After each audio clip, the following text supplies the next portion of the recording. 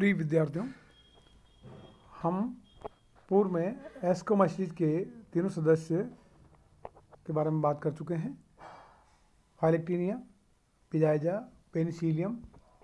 और अब अगर हम इसके आगे की कक्षा में जाएंगे तो वहाँ पर बेसिडियोमाइसीटीज, जो कि बहुत ही महत्वपूर्ण वर्ग के रूप में जाना जाता है, उसके बारे में विस्तृत रूप से चर्चा करेंगे। बेसिडियोमाइसीटीज बेसिकली बेसिडियम के नाम से आप जानते होंगे। सामान्यतः बरसात के दिनों के अंदर हमारे खाली जगहों के अंदर या वेस्ट लैंड्स के ऊपर आपको ऐसे सांप की छतरी के रूप में कई सारे कवक बाहर निकले हुए दिखाई देते हैं, जिसे हम मशरूम कहते हैं।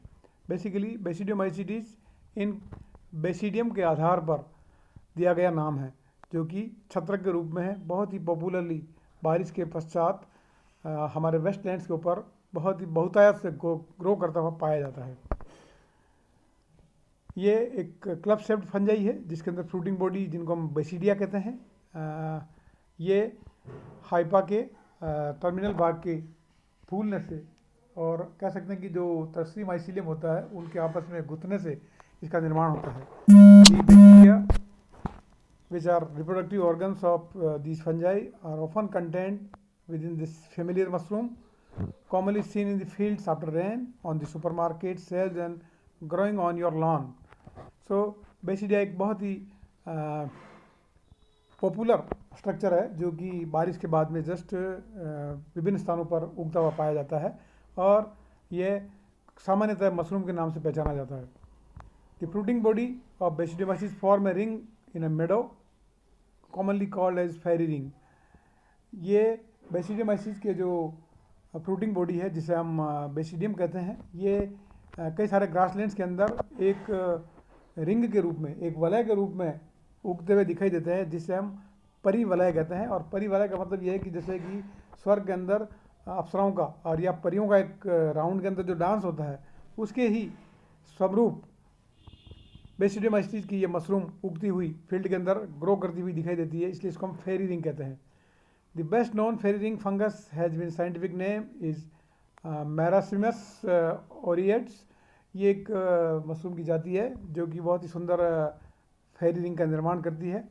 The body of the fungus or mycelium is underground, grows outward in a circle.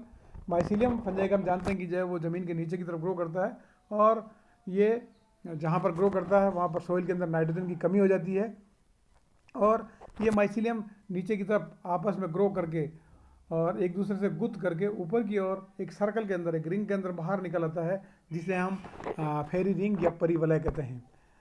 यहाँ पर हम परिवलय का चित्र देख सकते हैं। स्लाइड के अंदर आप देख रहे हैं किस प्रकार से जो है कई सारी मशरूम्स जो कि इसके छत्रक जो है वो एक रिंग के रूप में बाहर निकले हुए हैं। तो ये एक जो गोला बना रहे हैं इसे हम परिवलय या फेरी रिंग कहते हैं। The mushroom producing basidiomycetes are sometimes referred as the gill fungi. इसको हम गिल फंजाई के रूप में भी जानते हैं। Presence of gill like structure on the underside of the cap, जो उसका छत्रक होता है, छत्रक के नीचे की ओर गिल्स के जैसी संरचनाएं ग्रो करती है, जिसके अंदर बेसिडिया और बेसिडियोस्पोर बनते हैं। The group also include cell fungi. इसके अंदर कुछ फंजाई जो आती है वो पेड़ों की बार के अंदर जो है सेल के रूप में जो है अपना स्ट्रक्चर बनाती है। इसके अलावा इसके अंदर कुछ रस्ट और स्मट्स, जो कि बहुत ही महत्वपूर्ण पैथोजेंस हैं पौधों के अंदर, और वाइट ब्लैक रस्ट और ब्लैक स्मट नाम के रोग जो है वो गेहूं के अंदर उत्पन्न करती है। और इसके अंदर कुछ टोड्स टूल्स भी आते हैं जो कि जहरीले कवक, जहरीले फंजाई के रूप में जाने जाते हैं। Most edible fungi belongs to family Basidiomycota. Phylum Basidiomycota के अंदर सबसे महत्वपूर्ण खाने वाली फंजाई आती है।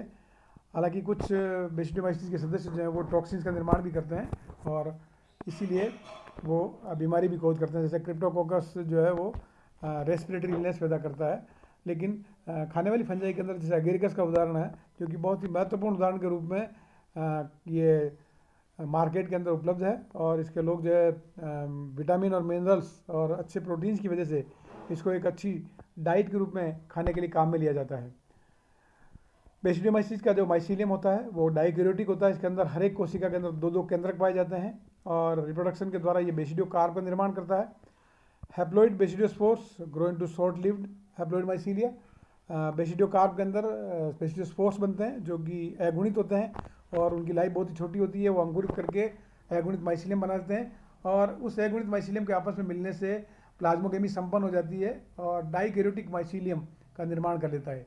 और डाइकैरियोटिक माइसीलियम जो कि माइकोराइजा या मशरूम्स के रूप में भी ये उगता हुआ पाया जाता है। Mushrooms can support and protect the gills, karyogamy in the terminal dikaryotic cells lining the gills produce diploid basidia। Mushroom हम जानते हैं कि जो मशरूम के छत्रक के नीचे की तरफ जो कई सारे गिल्स होते हैं जहाँ पर पाई जाने वाली डाइकैरियोटिक कोशिकाओं के अंदर बाद में जाकर के कैरियोगमी होती है, उसमें जाइगोट का निर्माण होता है और जाइगोट में बाद में मियोटिक डिवीजन से हैप्लॉइड बेसिडियोस्पोर्स का निर्माण होता है। और जो छत्रक है, छत्रक के गिल्स के अंदर बेसिडियम और बेसिडियोस्पोर्स का निर्माण पाया जाता है।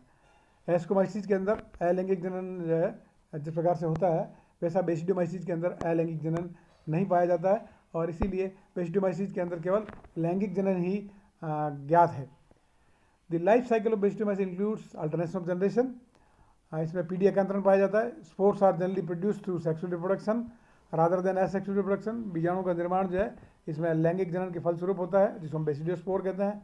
The club shaped basidiospore carry spores called basidiospores in the basidium. प्रत्येक बेसिडियम के अंदर दो न्यूक्लियज होती है जो कि डिफरेंट मेटिंग स्ट्रेंथ आती है, आपस में फ्यूज करके एक जाइगोट का निर्माण करती है और जाइगोट के अंदर जब मियोसिस होता है तो हैप्लॉइड बेसिडियोस्पोर्स का निर्माण हो जाता है।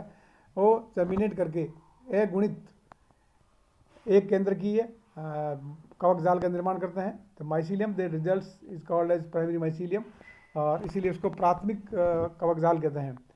The mycelia of different mating strengths are combined together and produces the secondary mycelium and content haploid nucleus of two different mating strengths. This is the dikaryotic stage of basidiomycetes life cycle and it is the dominating stage. Basidiomycetes के अंदर haploid mycelium के आपस में मिलने से द्विकेंद्रकीय कवक जाल का निर्माण होता है जिसे हम द्वितीयक माइसीलियम या सेकेंडरी माइसीलियम भी कहते हैं। और ये बेसिडियोमाइसिस के लाइफ साइकिल में सबसे लंबा भाग होता है और अधिकतर समय बेसिडियोमाइसिस का माइसीलियम की कंडीशन द्विकेंद्र की कंडीशन के अंदर ही पाया जाता है। So this later on produces the fruiting body जो कि ज़मीन से बाहर की ओर दिखाई देती है और जिसे हम मशरूम के नाम से पुकारते हैं। तो basidiomycetes bears the developing basidia on the gills under its cap. Basidiocarp के छतरी के नीचे कई सारे बेसिडिया ग्रो करते हुए पाए जाते हैं और वही आगे चल करके बेसिडियोस्पोर्स का निर्माण करते हैं। यहाँ हम देख रहे हैं कि किस प्रकार से ये इसका छत्रक दिखाया है यहाँ पर और छत्रक के लिए हम यहाँ देखेंगे कि जो है इसके अंदर किस प्रकार से माइसीलियम की कोशिकाएँ अगुणित माइसीलियम कोशिकाएँ मिलकर के एक द्विगुणित माइसीलियम का निर्माण करती है।